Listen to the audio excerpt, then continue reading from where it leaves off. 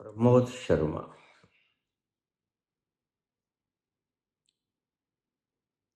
बाबा जी प्रणाम।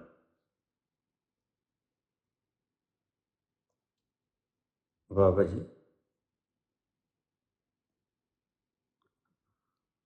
आप कहते हैं कि आधी दुनिया नास्तिक है और बाकी आधी दुनिया है तो नास्तिक ही, लेकिन आस्तिकता का दिखावा करती है।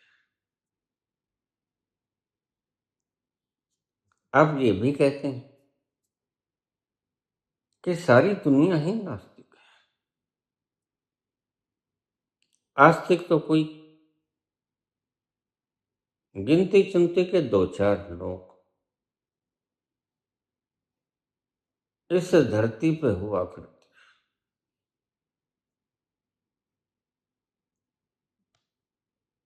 क्या इस सत्य तथ्य को गहरे से समझाने का कष्ट करेंगे?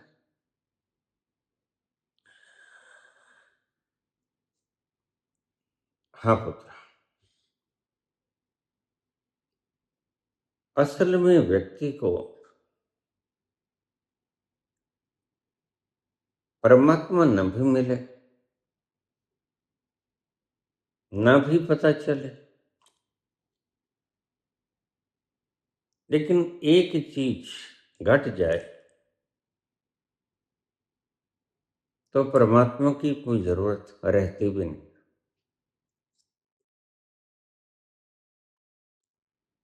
तुम आश्चर्यचकित मत होना, क्योंकि यह जो मंदिरों में, मस्जिदों में, धार्मिक तीर्थ स्थलों पे, गुरुद्वारा, चर्च, गिरजाघर, जो भी भीड़ इकट्ठी होती, तुमने कभी इस भीड़ इकट्ठी होने का आंतरिक मर्म जानने की चेष्टा की? नहीं, तुम बस भीड़ की तरह इनके पीछे लगे रहे। कुछ ने कहा परमात्मा होता है, तुमने मान लिया। यद्यपि जो कहता है कि परमात्मा होता है उसे पता नहीं।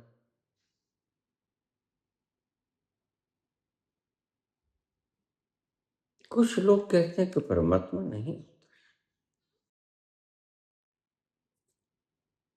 कुछ लोग उनके पीछे लग जाते हैं बिना खंगाले, बिना खोजे कि वो होता भी है कि नहीं।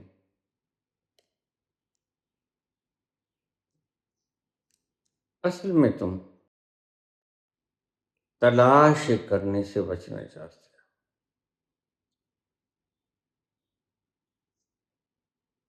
तुम नहीं चाहते कि हम तलाश करें।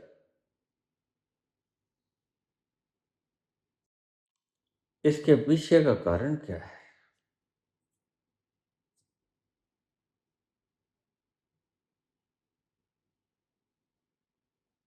आइए थोड़ी सी कहानी। एक हिमालय के अंदर गुफा में एक संत रहता था।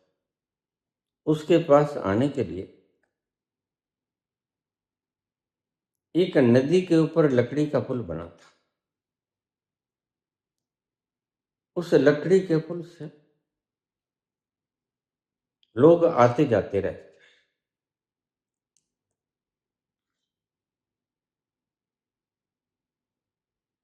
लेकिन उस पुल में एक खासियत थी।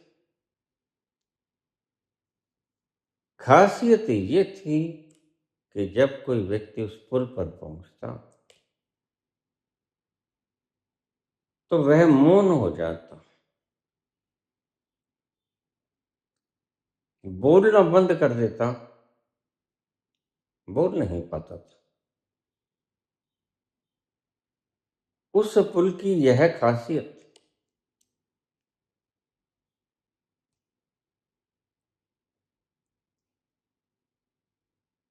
और लोग बड़े हैरान होते हैं। एक युवा सन्यासी उस संत के पास गया, जाकर प्रणाम किया, बैठा, पूछने लगा, गुरुदेव, लोग कहते हैं कि इस लकड़ी के पुल के ऊपर आकर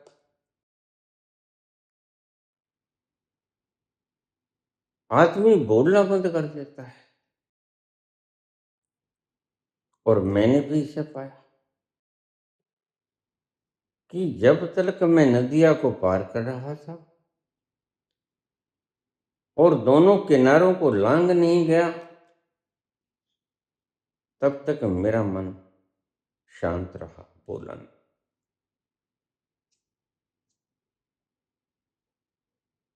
ऐसी इसमें क्या करामात है?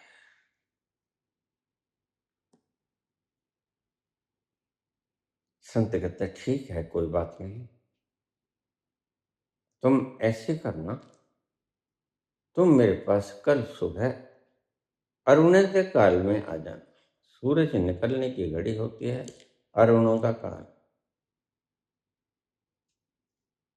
वह युवा सन्यासी चला गया।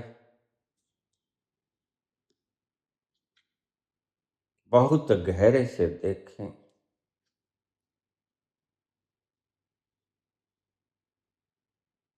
तो तुम्हारी खोज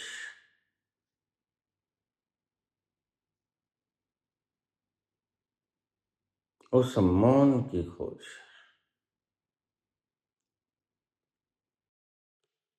मेरे पास आज तक एक भी व्यक्ति ऐसा नहीं आया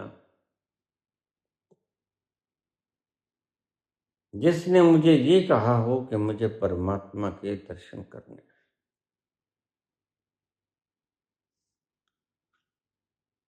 और जो व्यक्ति कहे कि मैंने परमात्मा के दर्शन करने हैं, मैं उसको झट से कह देता हूं कि तुम यहां से चले जाओ, तुम्हारा यहां कोई काम नहीं। जितने लोग आए उन्होंने मुझसे यही बात कही कि बाबा, हमारा मन बड़ा अशांत है। शांति नहीं, मन ऊल जलूल बातें सोचता रहता है। मन ऐसी ऐसी कल्पनाएं कर लेता है जो कभी वास्तविकता में तब्दील होती ही नहीं। मन ऐसी ऐसी शंकाएं पैदा कर लेता है जो शंकाएं कभी सत्य बनती ही नहीं। तो प्रभु, हम आपके द्वार पे आए कि ये हमारा बोलता हुआ मन कैसे शांत हो जाए। बस हमें इसी की व्याधि है, और सब है हमारे पास। धन है, पदवी है, प्रतिष्ठा है, पत्नी है, पुत्र है, पुत्री है, माता है, पिता है, घर बार है, सब है, मोटर व्हीकल है, सब है, लेकिन पचड़ा ये है कि हम जहां भी जाते हैं ये मन संग जाता है,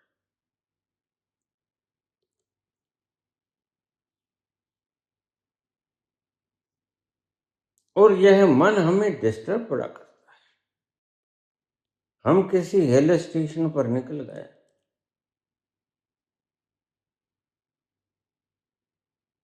तो यह हमें हिल स्टेशन का मजा लेने नहीं देता। ऐसी कोई स्थिति नहीं आती कि हमारे बीच में और दृश्य के बीच में यह मन ना फंसे। मन बीच में आ ही जाता है। तुमने भी जब दृश्य देखे होंगे, तुम्हारा मन भी आड़े आ जाता है,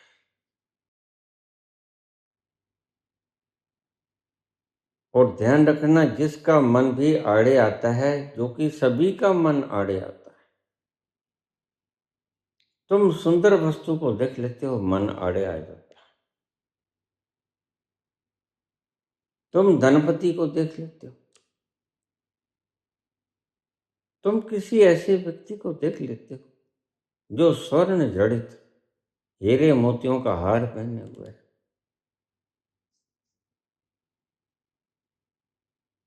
अब हीरे मोतियों के हार से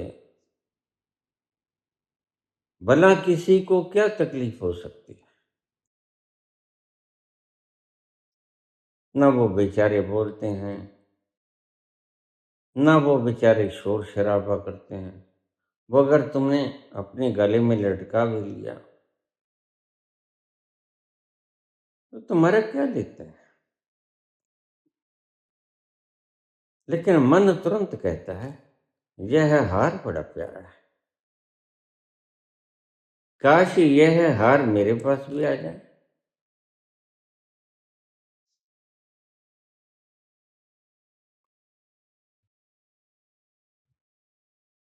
तुम्हें कोई ऐसा व्यक्ति मिल जाता है जिसके हजारों लाखों लोग पांव छूते हैं, पांव धो धो के पीते हैं।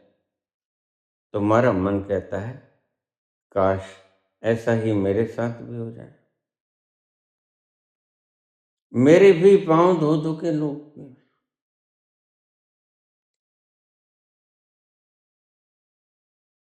तुम किसी राजा राजा को देख लेते हो,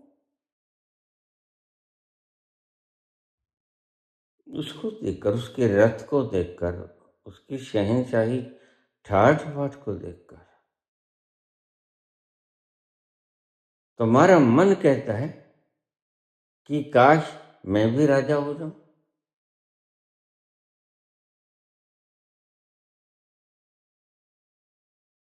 तुम्हारे और दृश्य के बीच में यह मन बाधा बनकर खड़ा हो जाता है। यही तुम्हारे दुख का कारण है।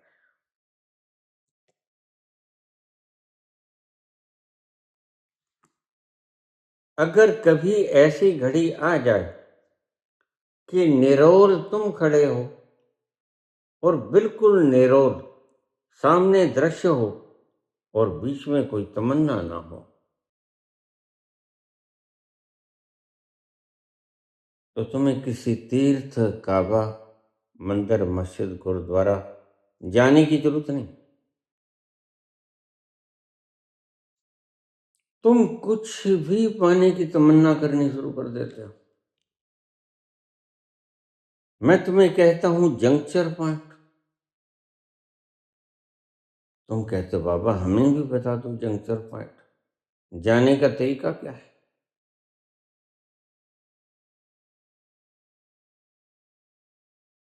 मैं तुम्हें कहता हूं ब्लैक होल, मैं तुम्हें कहता हूं एस्ट्रल ट्रैवलिंग, तुम कहते हो बाबा हमें भी बता दो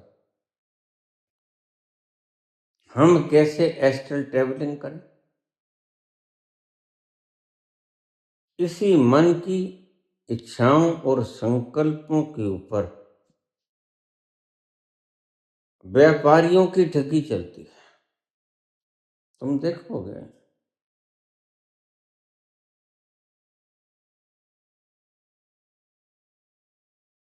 जिसको पता नहीं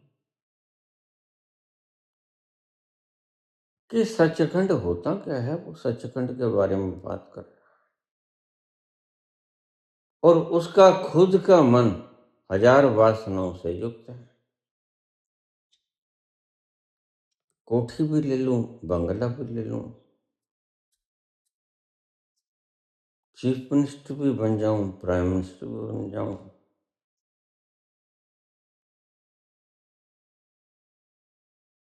धन भी हो, संपत्ति भी हो, शिष्य भी हो और खुशी भी हो,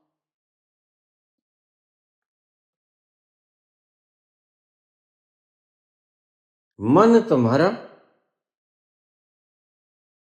विपरीत चीजों की डिमांड करता है। अब अगर तुमने पदार्थों की डिमांड की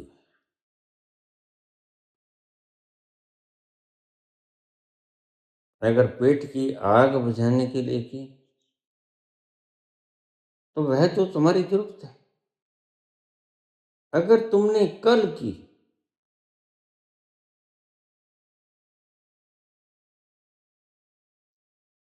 जरूरत के लिए, फिक्र के लिए, चिंता करके जोड़ने के लिए, धन का संग्रह करने की इच्छा प्रकट की, वह तुम्हारी मूर्ता है।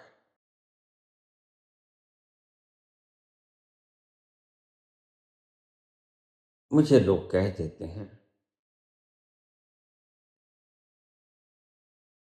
बाबा अगर संग्रह न करेंगे तो कल को मांगने से कोई देगा नहीं, हम अपने काम कैसे पूरी करेंगे। बस यही तुम्हारी घुंडी फंसी रह जाती है और संत इसी घुंडी को, इसी गांठ को खोलते हैं।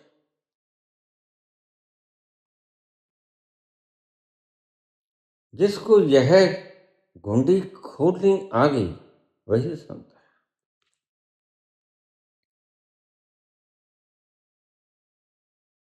संत कहता है इकट्ठा काहे करना। तुम कहोगे जरूरत के लिए,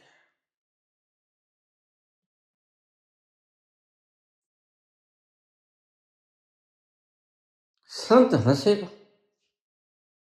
और तुम्हें उसके हंसने का कारण नहीं पता हो।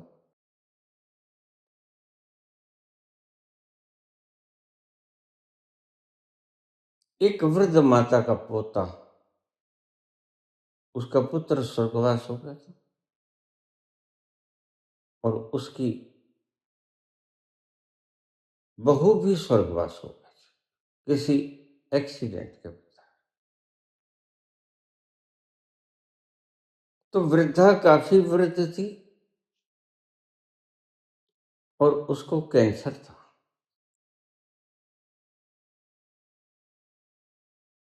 रहने के लिए बाजार में मकान किराए पे मिलता न था। बाहर ही एक घास फूस से युक्त झोपड़ी डाली। वृद्धा थी, पास तो कुछ था नहीं। जिसके पास कुछ होता नहीं उसको खोने का डर भी नहीं होता। खोने का डर उसे ही होता है जिसके पास कुछ होता है।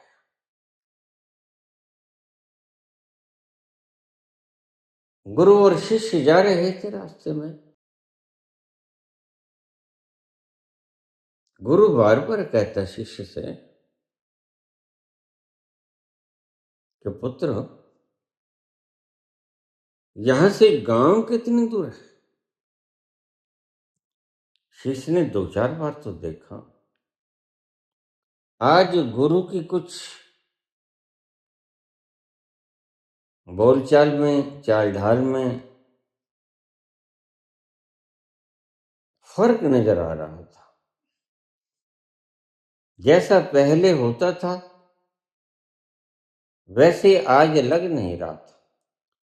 कोई कारण है, आगे गुरु ने कभी नहीं पूछा।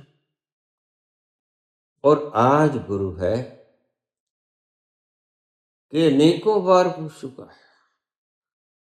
सूरज ढलने को है, बस ढल ही गया है। तो पुत्र, यहां से गांव कितनी दूर है।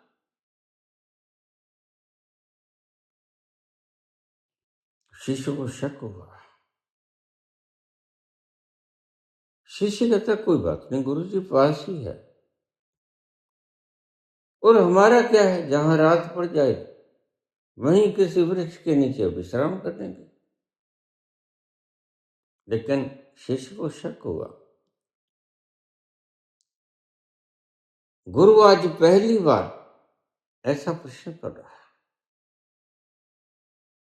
अन्यथा कभी कोई बात ही नहीं थी।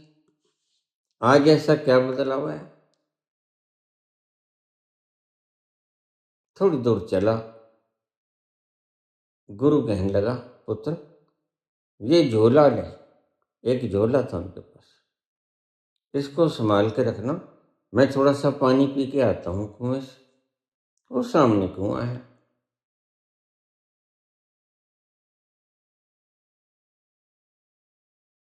अब झोला आ गया शिष्य के पास।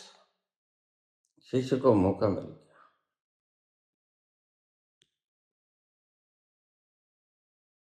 और गुरु पानी पीने गया।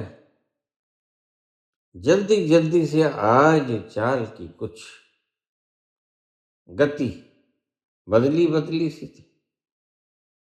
जल्दी जल्दी गया, वहां से पानी निकाला, कुएं में से पानी पिया, झटपट वापस लौट आया। इतने में ही शिष्य ने वो झोले के भीतर हाथ डाल के देखा तो 2 सोने की ईंटें थी। सारा माजरा वो समझ गया। उसने सोने की ईंटें वहां पर फेंक दी और पास ही पड़ी 2 ईंटें उसमें डाली, ताकि भार बराबर बना रहे।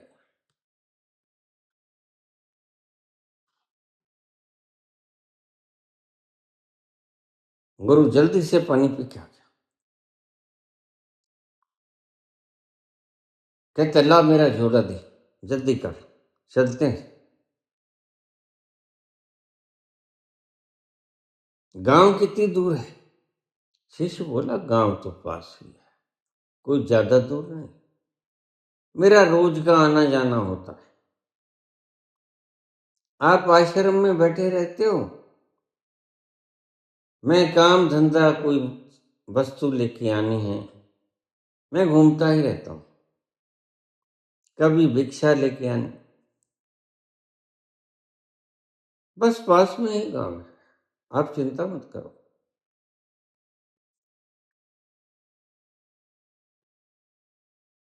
फिर आध घंटा बीत गया, अंधेरा हो गया था। अब तो अंधेरा इतना हो गया था, और उस जमाने में कोई स्ट्रीट लाइट्स भी नहीं होती थी, पुराने जमाने की बात। न तो दिया है, लेकिन हल्की सी अभी रोशनाई, चल सकते हैं चंद्रमा की रोशनाई।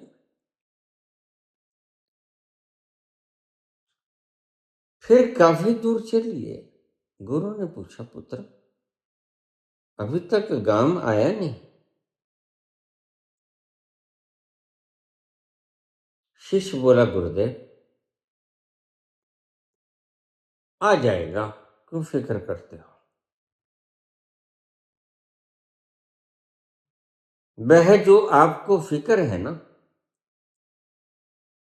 वह तो मैं पीछे गिरा आया हूं, अब गिराने को कुछ है नहीं, अब खोने को कुछ नहीं। तो गुरु ने जल्दी से उस थैले के भीतर हाथ मारा, देखा तो ईंट थी। तो गुरु हंसा। गुरु कहता है, अच्छा, यानी फिर तूने भय का कारण ही समाप्त कर दिया। शिष्य ने कहा, गुरुदेव गुस्ताखी माफ कर देना, आप रोज ही हमें समझाते हैं, जिसके पास खोने को कुछ नहीं होता, उसके मन में भय नहीं होता, और जिसके पास खोने को बहुत कुछ होता है, वह तो सुरक्षा के घेरे में चलता है, वह तो चौक चौबंद होके चलता है, वह तो थोड़ी सी आहट हुई और झट से कहता है, किसी ने कंकड़ भी न मारा हो, कह देता है, कह देना अपने सीएम से, बा मुश्किल जान बचा के आया हूं।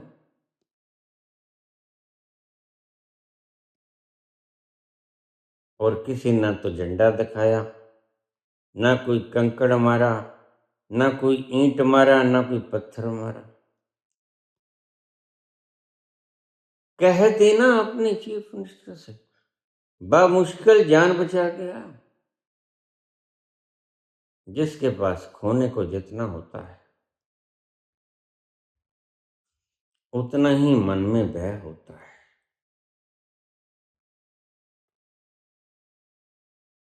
और उतने ही तुम दुखी होते हो। प्रकृति अपने नियमों को कभी नहीं बदलती, सिर्फ तुम्हारे लिए। प्रकृति के नियम सब पर समान रूप से लागू होते हैं।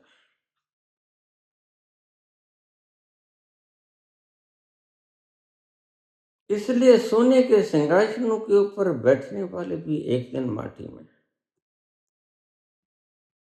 खाक हो जाते हैं।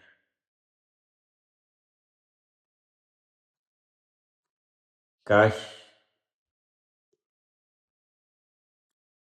जब खाक ही होना था तो उस परमात्मा को पीकर खाक हो जाते। रोज रोज की झंझट खत्म हो जाती, गंतव्य मिल जाता, दौड़ खत्म हो जाती। रसधार जिसकी इच्छा है तुम्हें पीने की, वह पी लिए होते और तृप्त हो गए होते। रहने दे मुझको अपनी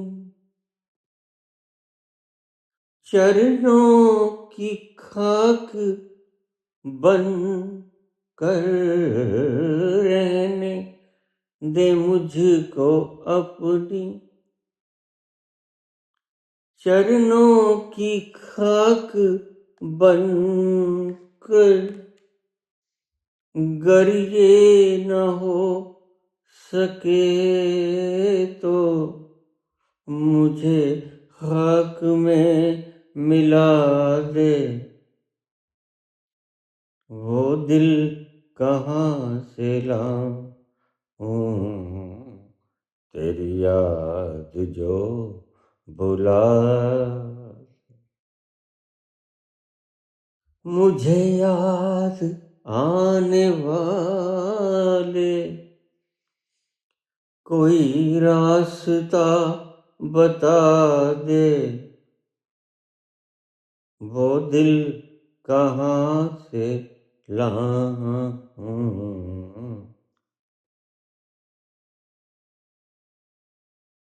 तुम्हारी अंतस की प्रज्ञा राख होना चाहती है उसके चरणों में, और तुम राख हो जाते हो धन कमाते कमाते, पदवियां कमाते कमाते, द्रोह करते करते।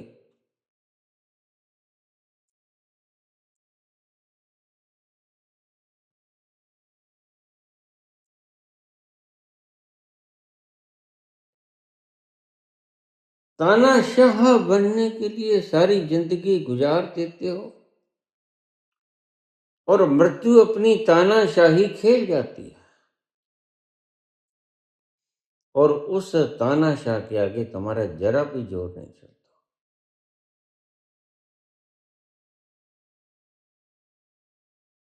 इसलिए मैं तुम्हें मूर्ख न कहूं तो और क्या कहूं। क्या तुम समझदार हो? तुम्हें आज तक ये भी न पता चला कि जिससे तुम ऐश लज्जत विश्राम आराम खुशनुमा जिंदगी कहते हो, वो तुम नहीं जीते, वो तुम्हारी इंद्रियां जीती हैं। आराम मिलता है तो इंद्रियों को मिलता है। स्वादिष्ट भोजन खाते हो तो तुम शरीर को देते हो। मूवीज देखते हो, अच्छी फिल्में देखते हो, कीर्तन करते हो, परमात्मा का गुणगान करते हो तो अपने मन के बहलाने के लिए करते हो। भला प्रार्थना पूजा परमात्मा ने कभी मांगा था तुमसे? कि मेरी पूजा करो, अर्चना करो, मैंने तुम्हें इतना कुछ दिया है। दाता दे लेंदा थक पा, जुगा जुगंतर खाई खा। कभी ईश्वर ने तुम्हें कभी कहा कि तुम्हारी जरूरत की हर चीज मैंने मुहैया की तुम्हारे जन्म लेने से पहले, उसकी एवज में तुम्हें भी मेरा शुक्राना करना चाहिए? कभी कहा? फिर तुम शुक्राना करो तो उसका तो तुम्हें ही फायदा है। जब तुम शुक्राना करोगे तुम्हारे हृदय में, तुम्हारे मस्तिष्क में शांति बढ़ जाएगी। तुम शुक्राना अपने लिए करते हो, परमात्मा के लिए नहीं करते। नहीं करोगे तो उसका कुछ बिगड़ नहीं जाएगा। सब्र में रहोगे तो तुम शांति में रहोगे। सब्र में रहकर तुम परमात्मा को कुछ नहीं दे रहे हो, सब्र में रहकर तुम अपनी शांति को पैदा कर रहे हो। इसमें परमात्मा का कोई रोल नहीं। परमात्मा ने तो कभी नहीं कहा कि मत भटको। परमात्मा कहता खूब भटको। ये सारी सृष्टि है, ये चांद तारे, यह आकाश ग्रह नक्षत्र, यह ब्रह्मांड मैंने भटकने के लिए तो बनाई। उसने कब कहा कि मत भटको? और तुम 2 घड़ी ध्यान करते हो, तुम कहते हो परमात्मा के ऊपर एहसान करते हो कि मैंने 2 घंटे ध्यान में किया। परमात्मा ने कब कहा कि मेरा ध्यान करो? तुम्हारी जरूरत है भाई, प्यासे तुम हो तो पानी उसने दिया है, पियो या ना पियो तुम्हारी इच्छा है।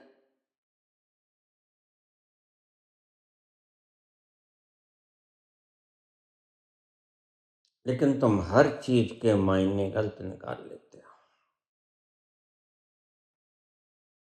जिसने सब कुछ बना दिया उसको साइंटिस्ट जो एक जर्रा भी नहीं बना सकता, वह चैलेंज करता है कि आज तो नहीं लेकिन एक दिन आएगा कि हम आपको खोज लेंगे। नेक्स्ट टू इम्पॉसिबल, यह कभी नहीं होगा। उसने ऐसी प्रकृति की संरचना बनाई ही नहीं कि तुम उसे खोजो। तुम खोजने की बात तो छोड़ो, तुम सिर्फ उसका मापदंड ही नहीं ले सकते, मेजरमेंट ही नहीं तुम्हारे पास। वो कितना विराट है, वो कितना विशाल, वो कैसे बना, वो क्यों बना, किसने बनाया, कहाँ से इतना स्पेस लेके आया, कहाँ से इतना द्रव्य इकट्ठा किया, इतनी गैसेस, इतना सॉलिड कहाँ रखे थे उसने, तुम कभी ना जान पाओगे।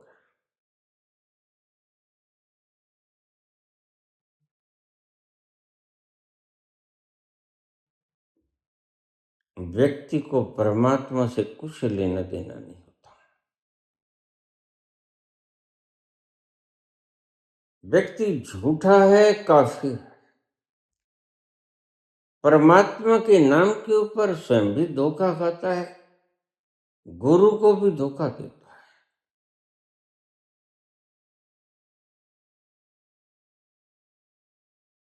और मैं तुम्हें बता दूं कि तुम्हें परमात्मा चाहिए भी नहीं, क्या करोगे परमात्मा का?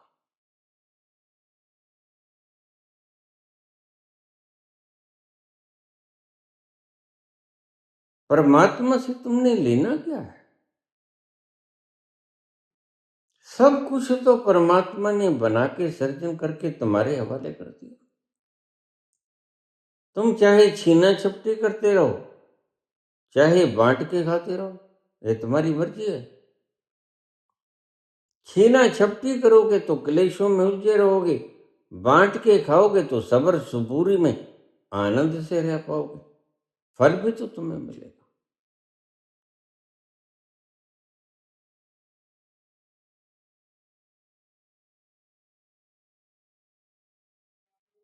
भय है कि कुछ खो ना जाए। और मैं तुमसे कहता हूं कि खोने को तुम्हारे पास कुछ है ही। कोई भी ऐसी चीज बता दो जो तुम्हारे पास हो और वो तुम खो सकते हो। बता दो, आज नहीं फिर बता देना। तुम्हारे पास कुछ भी ऐसा नहीं है जिसे तुम खो सकते हो और वो तुम्हारा हो। और जो तुम्हारा नहीं है उसको तो तुम खो सकते ही नहीं। शमशान घाट पर राजा के भी भस्म बन जाती है और दरिद्र व्यक्ति कंगाल की भी भस्म बन जाती है। वहां जाकर पता चलता है कि दोनों के पास जीते जी तो खोने के लिए कुछ था, लेकिन मरने के बाद खोने के लिए क्या रहा। दोनों के भीतर से वही राख निकलती है।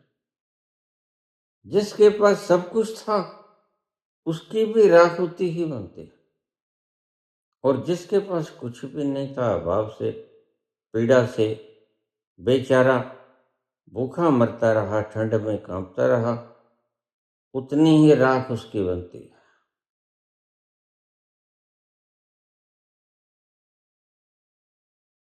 असल में तुम्हें यही नहीं पता कि तुम्हें चाहिए क्या। मैंने आपको प्रवचन के शुरू में एक बात कही थी कि मेरे पास आज तक कोई एक व्यक्ति नहीं आया जिसने कहा हो कि मुझे परमात्मा के दर्शन करो।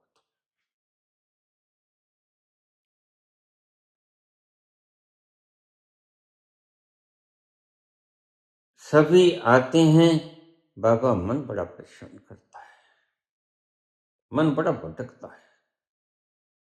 और मन भटकता है इसलिए ये दुकानदार इस भटकते हुए मन को शांत करने के लिए तुम्हें भटकाते हैं। भला जरा सोचो कि भटकता हुआ मन तुम्हारे नाम जाप करने से शांत हो जाएगा क्या?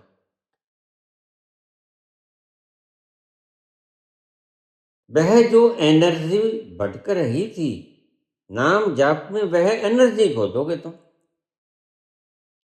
तो खालीपन में कैसा भटकाओ। जब एनर्जी लेसनेस में आ गए, खाली हो गए, तो भटकाव भी तो खत्म हो गया। जब गंवाने को कुछ रहा ही नहीं, वही शक्ति थी गंवाने को, और उसी का भय था। इसी को तुम भटकाव कहते थे, लेकिन तुम कभी नहीं सोचते कि हमें कोई भी नाम लेने से हमारा मन भटकना बंद कैसे कर देगा।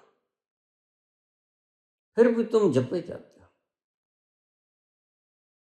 और हजारों भगवान, लाखों भगवान तुमने बना ली, लाखों आकृतियां तुमने पैदा कर ली। वस्तुतः बात यह है, तुमने कुछ भी पैदा कर दिया और तुम कुछ भी बन गए। असल में तुम्हें जरूरत है तुम्हारे मन के भटकते हुए उपद्रव को शांत करने की। यह है तुम्हारी जरूरत। हर व्यक्ति का मन हर पल भटकता है। इसे तुम दुख का संज्ञान दे लो, इसको तुम कष्ट क्लेश कह लो, इसको तुम डिप्रेशन कह लो, नाम कुछ भी दे लो, बात वही है कि तुम्हारा मन भटक रहा है। इरादे बांधता हूं, सोचता हूं, छोड़ देता हूं। इरादे बांधता हूं, सोचता हूं, छोड़ देता हूं। कहीं ऐसा ना हो जाए, कहीं ऐसा ना हो जाए, ये भटकाव ही तुम्हें ठहरने नहीं देता।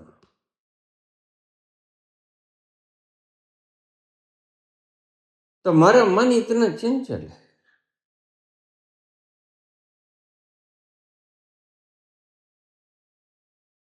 तो इस संसार में वैज्ञानिक कहते हैं कि सबसे ज्यादा तेज गति से चलने वाली विद्युत होती है 3 लाख किलोमीटर पर सेकंड की रफ्तार से। लेकिन मन की रफ्तार को तुम गिन ही नहीं सकते।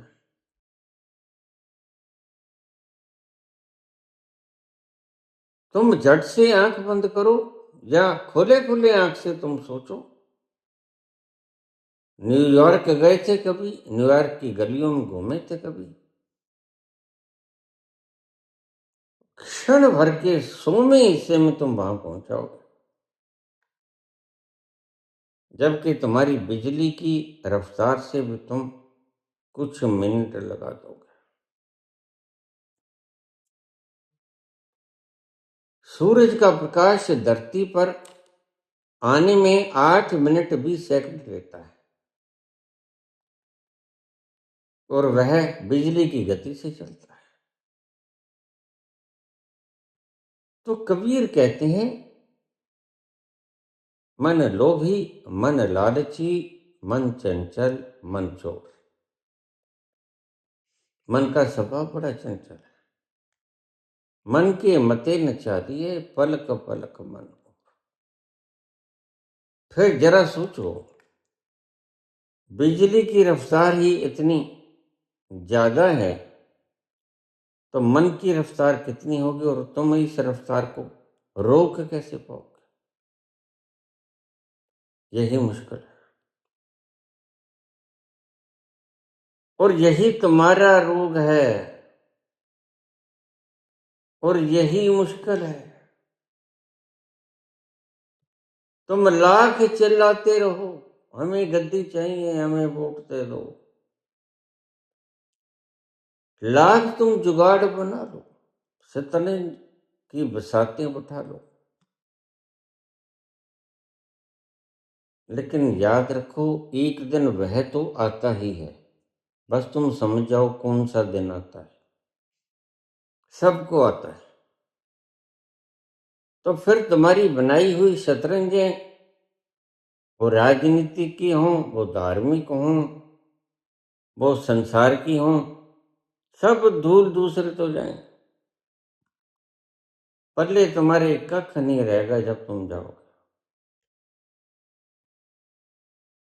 एक रेत का कण तुम संग नहीं लेके जा सकते, रहते यहीं हो।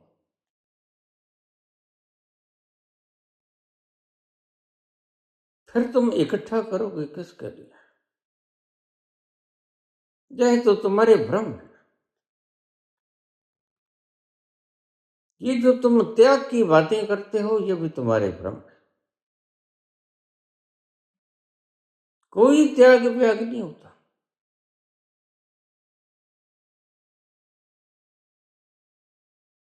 जैसा मैंने देखा,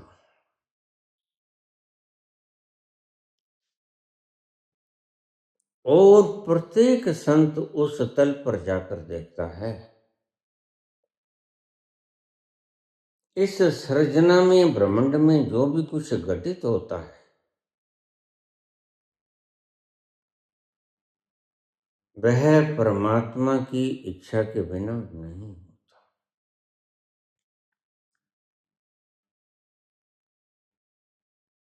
जो वह चाहता है वही होता है। वह कोई ना कोई उसका ढंग बना लेगा, तुम्हें लगेगा नहीं ये नहीं होगा, लेकिन वही हो जाएगा। भला उसके लिए मुश्किल क्या है? मुश्किल तो तुम्हारे लिए है, जो तुम पानी की एक बूंद भी नहीं बना सकते, जो तुम हवा का एक कण भी नहीं बना सकते। मुश्किल तो तुम्हारे लिए है। और तुम्हारी मुश्किल ये भी है कि जो चीज तुम बना नहीं सकते, वो चीज तुम कहते कि दूसरा भी नहीं बना सकते। फिर तुम्हें कहे कि ये सब तुम कहते हो ये अपने आप ही बन गया। यहीं तुम चूक जाते हो। संत बात को बिल्कुल किनारे पे लगा के जाता है। संत कहते नहीं, अपने से कुछ भी नहीं बना। अपने से बना तो सिर्फ वो बना जिसे बाबा नानक साहब हम कहते हैं। बस वह स्वयं से बना, उसको किसी ने नहीं बनाया। बाकी नियम कायदे कानून हर चीज ढंग से सजाई गई। और नियम विशेषतः नियम को तो बनाने वाला कोई होता ही है। पदार्थ तो चलो खुद भी बन जाए, लेकिन नियम को बनाने वाला कोई होता है। संविधान की रचना हुई, अपने आप तो सारे शब्द नहीं जुड़ गए ना। संविधान की रचना में सैकड़ों लोगों ने काम किया, दिमाग लगाया, फिर सब ने मिलकर संविधान रचाया। अपने आप को थोड़े बन के आ गए। तुम उसी हिसाब से सोचते हो जिस हिसाब से तुम कर सकते हो।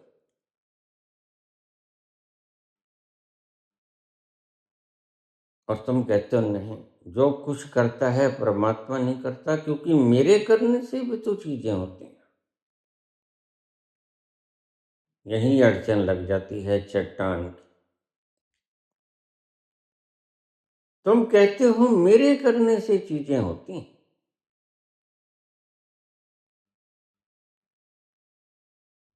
और जब तक तुमने जाना नहीं, तुम ठीक हुए हो, तुम ईमानदार हो, क्योंकि अभी तुमने जाना। लेकिन संतों ने तो ऐसा नहीं कि नहीं जाना। तुमने नहीं जाना इसका मतलब ये तो नहीं, अगर तुम अनार आम सीख रहे हो, इसका मतलब ये तो नहीं कि एमए पास करने वाला धारा प्रवाह किसी किताब को पढ़ रहा है तो वह नहीं पढ़ सकता। तुम नहीं पढ़ सकते तो ठीक, लेकिन यही अड़चन आती है।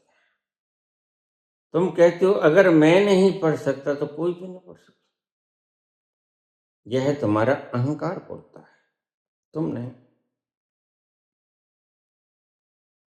प्रत्येक व्यक्ति की जरूरत ही ये है कि प्रत्येक व्यक्ति का मन हर वक्त बोलता है, और प्रत्येक व्यक्ति से बोलते हुए मन से तादात्म्य में साध लेता है। यहीं से शरारतों का आगाज होता है। शरारतें यानी धन कमाना, डिग्री कमाना, सूचनाएं कमाना, घर बनाना, जहाज खरीद लेना, बड़ी सी कार खरीद लेना, बड़े सर बन जाना,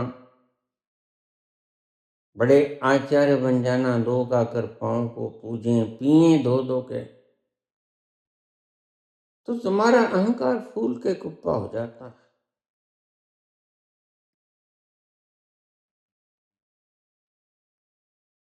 करवाता तो परमात्मा ही है,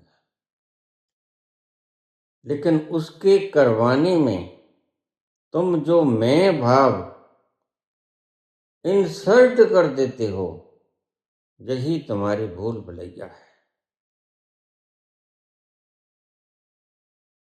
तो यह बाधा टूटे कैसे?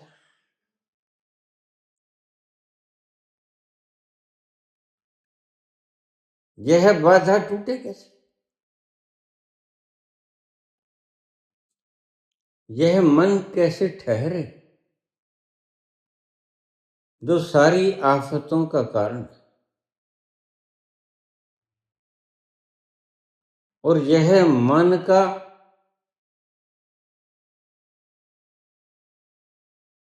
बहकना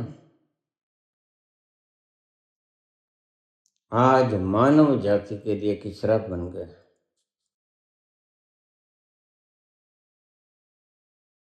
मन का स्वभाव चंचल है,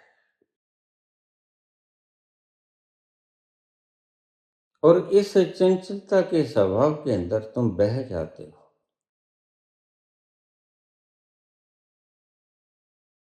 और उस बहने के कारण तुम सुखी और दुखी होते हो। सुख और दुख के पार नहीं हो पाते। आज एक प्रश्न आया कि सुख और दुख से पार कैसे हो, तो ध्यान से सुनना।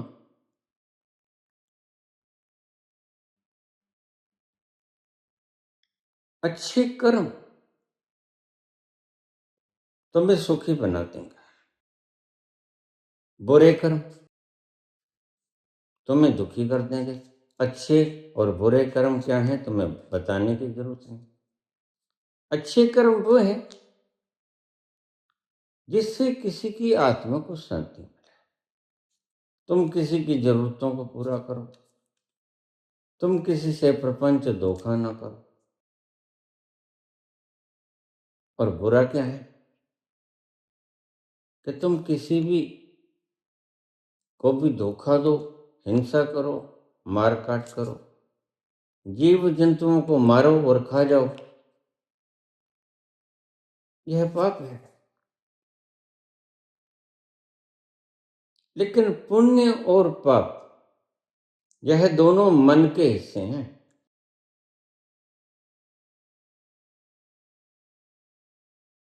जिस घड़ी तुम पुण्य और पाप दोनों मन के हिस्से हैं और तुम उससे पार निकल जाओगे,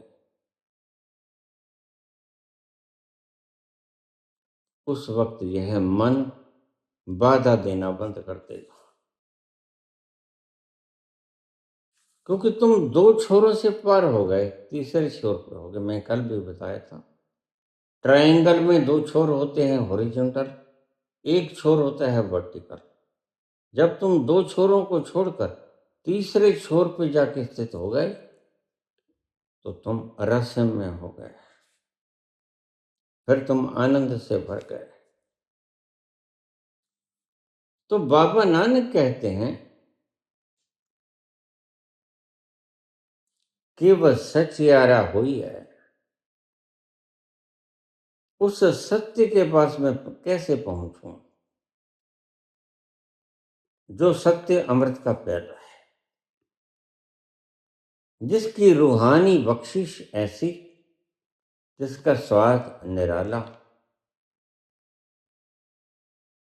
जो मस्ती का आलम भी है और होश का समुद्र भी है। मद मस्ती का इकट्ठा समूह कि वह सचियारा हुई है, उसके पास कैसे पहुंचे। कि वह कूड़ा टुटे पाल और इस अहंकार की जो तोड़ मरोड़ है, ये कैसे खत्म हो। हम झूठ पे झूठ बोलते चले जाते हैं, झूठ पे झूठ बोल जाते हैं, बिना यह जाने कि आकर कभी तो वो दिन आएगा।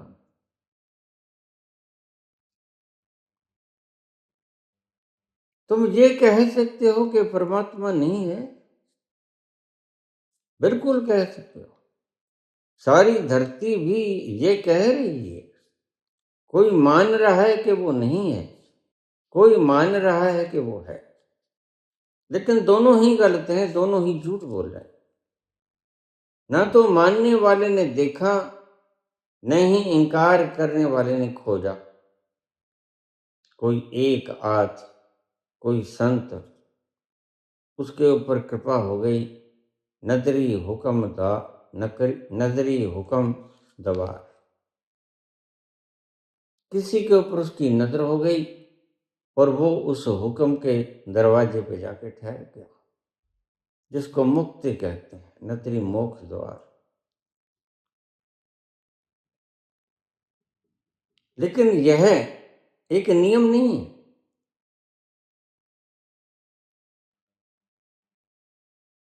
यह एक्सेप्शनल केस, अपवाद है। कोई कोई घटित होता है व्यक्ति इस तल के ऊपर जो ट्रायंगल के ऊपरी छोर को छू लेता है और सुख और दुख दोनों से पार और दोनों को देखता है। तीसरे छोर पर बैठकर नीचे के दो छोर ट्रायंगल के नजर आते हैं। तो बाबा कहते हैं फिर इस कष्ट और क्लेश के जन्मदाता अहंकार को कैसे तोड़ा जाए?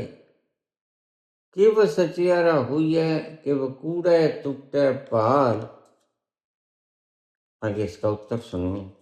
बस यह उत्तर उस प्याले में रस जैसा है जिसको तुमने पीना है। उससे पहले तुम कहते रहोगे नहीं मैं करता हूं। मैंने कल ही भविष्यवाणी की, लोग गालियां निकाल रहे हैं। मैंने कहा भाई गालियां क्यों निकाल रहे हो? क्या तुम्हें पता है कि यह गलत है, नहीं होगा? नहीं, इनकी भावनाओं को ठेस लगती है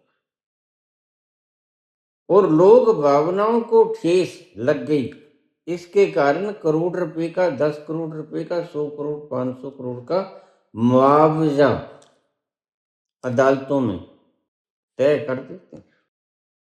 ये 5 रुपए 6 आने का मलबा है शरीर में। यह जिसे तुम कहते हो हमारी भावनाओं को, अरमानों को ठेस पहुंचाती, वो है कहां?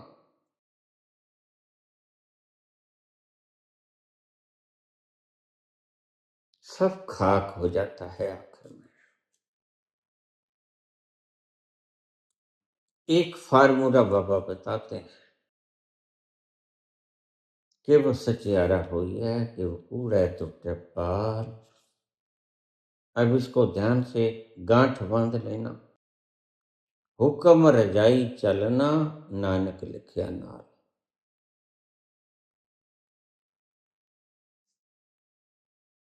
वह जैसा तुम्हें चलाए तुम चलते रहना, तुम अड़ना मत। कि यहां तो मेरी इज्जत माटी में मिल जाए,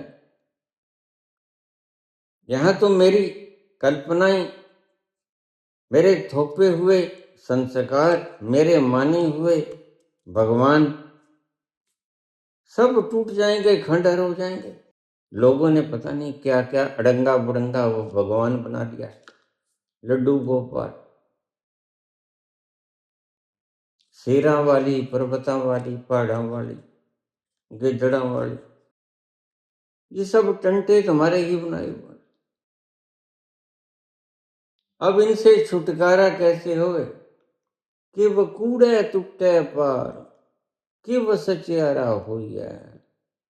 तो बाबा नानक कहते हैं हुक्म रजाई चलना, नानक लिखिया नाल।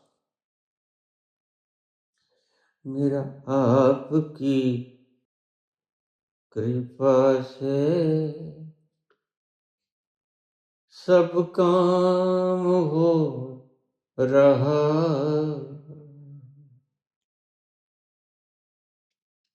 करते हो तुम कन्हैया, मेरा नाम हो रहा है। मेरा आपकी कृपा से सब काम हो रहा, करते हो तुम कन्हैया, मेरा नाम हो रहा है। मेरा आपकी कृपा से, करता तो वही है। सभी संत यही बोलते हैं और सत्य भी ये है। संत बोले न बोले, सत्य यही है कि करता तो वही है। फिर तुम मानो या न मानो, इससे उस करने वाले को कोई फर्क नहीं। वह तो तुम्हें दिशा निर्देश दे देगा। वह तो अपनी अंगुलियों को नचाना शुरू कर देगा और तुम्हारे धागे नाचने शुरू हो जाएंगे। तुम्हारी कोई औकात नहीं उसके आगे। फिर लोग कहते हैं अगर हम कुछ करना बंद कर देंगे अपनी इच्छा से तो काम होने बंद हो जाएंगे। संत करता ही है। संत का कोई काम बंद होते देखा? संत प्रवचन भी करता है, संत पाठ्य भी करता है, संत संत अपना स्नान ध्यान भी करता है। संत तुम्हें बतलाता भी है, पूछता भी है, लेकिन अपनी इच्छा से नहीं करता। होइए सोई जो राम रचि राखा, को करि तर्क बढ़ावे साखा। वही होता है जो मंजूर खुदा होता है। यह मानने की बात नहीं, यह बात है धीरे धीरे जब तुम उसके ऊपर छोड़ दोगे अपनी नाव की पतवार को तो तुम पाओगे कि पतवार नाव चाहे उस दिशा में चली गई जैसे तुम जहां खतरा समझते हो, लेकिन तुम पाओगे वह किनारे से लग गई।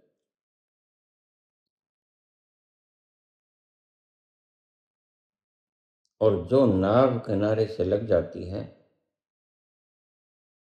इसका मतलब वह जिसने भी चलाई उसने बिल्कुल सही रास्ते पे चलाई। तुम तो भटक सकते हो रास्ता, वह नहीं भटक सकता।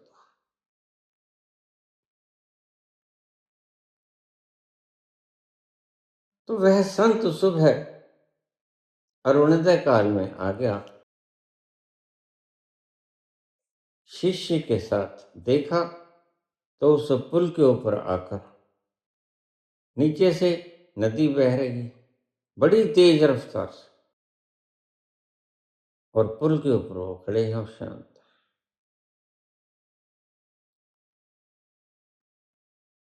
यह एक इंगित है, इशारा है। ऐसा स्थान है जहां तुम मौन हो जाते हो। उस पुल पर आकर प्रत्येक व्यक्ति मौन हो जाता है, और उस मौन हुई घटना में फिर तुम रस पीते हो उस नदिया का जो उस पुल के नीचे से बह रही है, अमृत कुंड का। वह अमृत कुंड जो हर वक्त बहता ही जा रहा है गंगा की तरह, जो कभी ठहरता नहीं।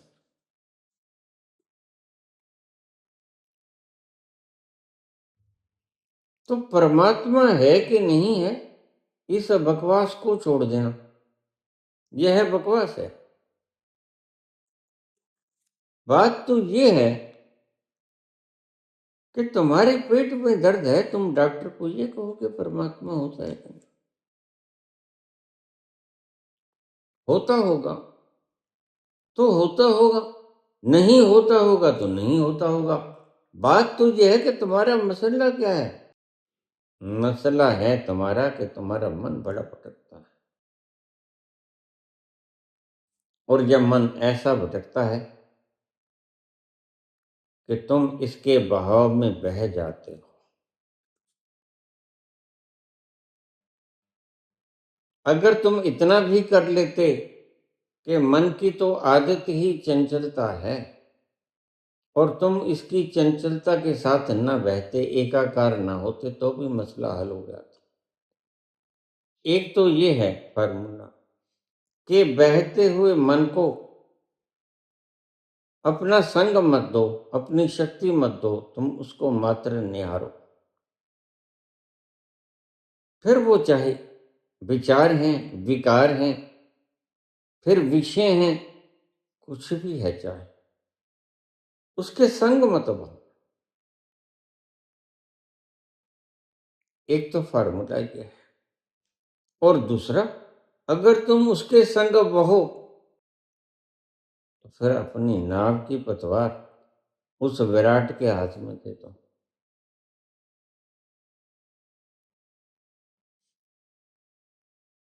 आले माही सब कुंजिया, आले माही सब कुंजिया,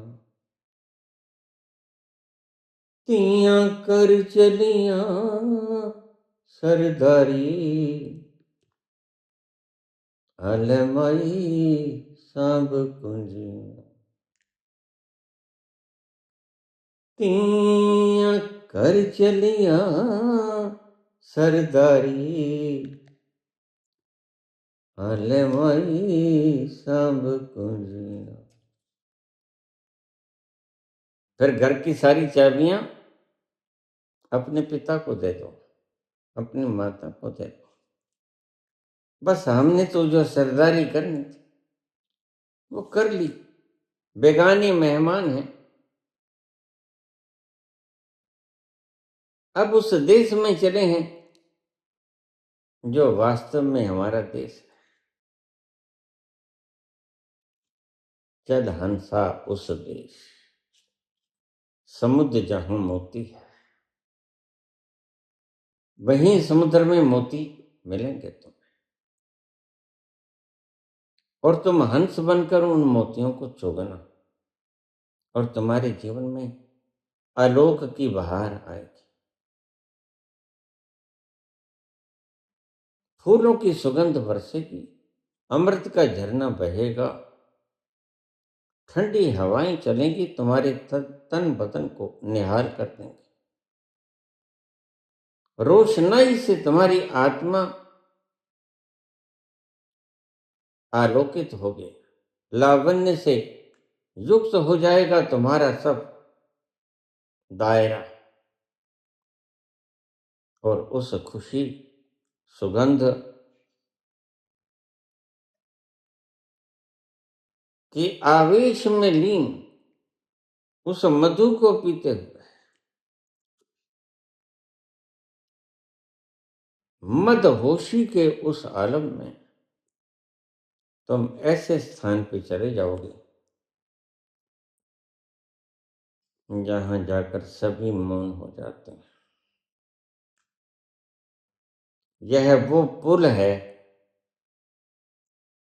जहां जाकर सभी मौन हो जाते हैं, और नीचे से बहती है वह पवित्रतम गंगा जिसका रस पीने को तुम तरसते हो।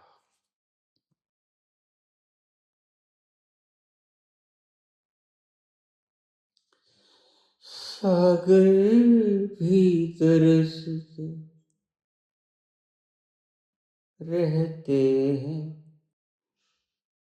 तेरा रूप का रस पीने के लिए, पीने के लिए जीवन से भरी तेरी आंखें।